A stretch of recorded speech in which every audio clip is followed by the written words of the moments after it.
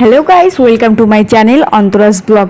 তো এটা হলো বিয়ের দিন পরে, মানে যেদিন বিয়ে হয়েছে তার পরের দিন সকালবেলা উঠে আমরা ছাদে বসেছিলাম। আর এখানে আমাদের চা দিয়ে গেল কাকি, চা খাচ্ছে আর মাম্মাম দেখো খেলে বেড়াচ্ছে। তো চা খেতে খেতে প্ল্যান করলাম বাগানে যাব। তো এই যে এখানে বাগান, এটা একটা মাঠ আর এর পাড়ে পাড়ে চারিদিক থেকে বাগান।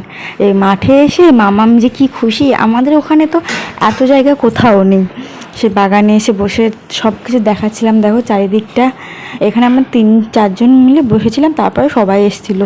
আর এখানে মাম্মা মাঠের মধ্যে কাদা নিয়ে ওই বালিগুলো নিয়ে খুব খেলছিল আর খুব মজা পাচ্ছিল। তাই দেখো শুধু ডাকছিল আমাদের।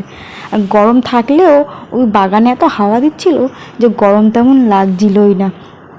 আর এখানে এসে আমাদের একটা জিনিস খুব শান্তি লেগেছে, যেখানে অনেক স্পেস। মানে আমাদের ওখানে যেমন ঘরের পর ঘর আর জায়গা থাকে না, মাঠ নেই, এখানে সব আছে। তো তারপর আমরা সেজে গুজে রেডি হয়ে বেরিয়ে গেলাম একটা মন্দিরে যাব বলে। তোমরা নিশ্চয়ই শুনেছো বর্ধমানে 108টা শিব ঠাকুরের মন্দির। এখন আমরা সিমলাগড় স্টেশনে, এখান থেকে ট্রেনে উঠবো। আর এখানেও ভিউটা দেখো কত সুন্দর। আর এখানকার স্টেশনগুলো কত বড় বড়, আমাদের ওখানে ছোট ছোট স্টেশনের মতন না। তো ট্রেনে উঠে আমরা চলে আসলাম এই যে বর্ধমান স্টেশন। ওইখানে ভিড় ছিল তাই বাইরে দিয়েই ভিডিও করেছি। বর্ধমান থেকে টোটো করে বেশি ওখান থেকে বর্ধমান স্টেশন থেকে নেমে টোটো ধরলেই পৌঁছে যাবে। তো এখানে এসে মন্দির বন্ধ ছিল, আমরা অনেক রিকোয়েস্ট করাতে মন্দিরটা খুলে দিয়েছে। তো এখন সন্ধ্যা আরতি হচ্ছিল, তখন বাজে রাত 8:30 নাগাদ। তো এখানে আমরা যেটুকু পেরেছি মন্দিরটাকে দেখিয়েছি। আর ওইটা হলো মেন মন্দির, ওখানেই সন্ধ্যা আরতি হচ্ছিলো। আর এখানে একটা মহাদেব ছিল, এখানে শুধু মহাদেবের জিনিস।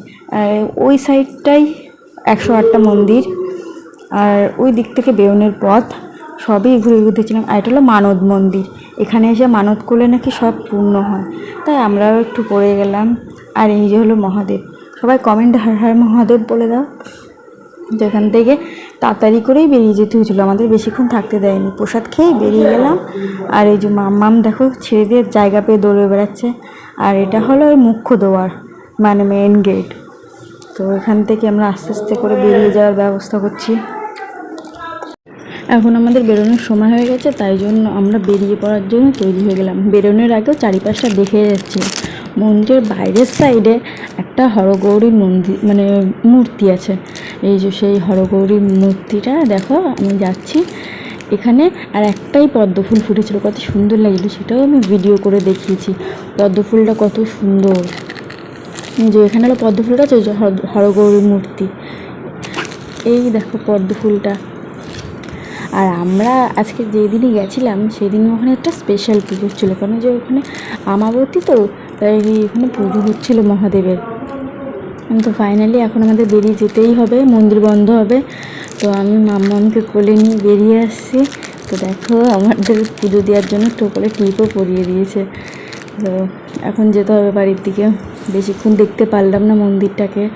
তো ফাইনালি টোটো উঠে আমরা বাড়ির দিকে আসি। আর সেদিন পূর্ণিমার রাত ছিল, তাহলে দেখো চাঁদটা তোলার অনেক চেষ্টা করেছি, টোটোয় বসে বসে চাঁদের ভিডিও করছিলাম আমি। তারপর আমরা এই যে বনগাঁ স্টেশন। তো আজকের মতন এইটুকু, দেখা হচ্ছে নেক্সট ভিডিওতে, টাটা।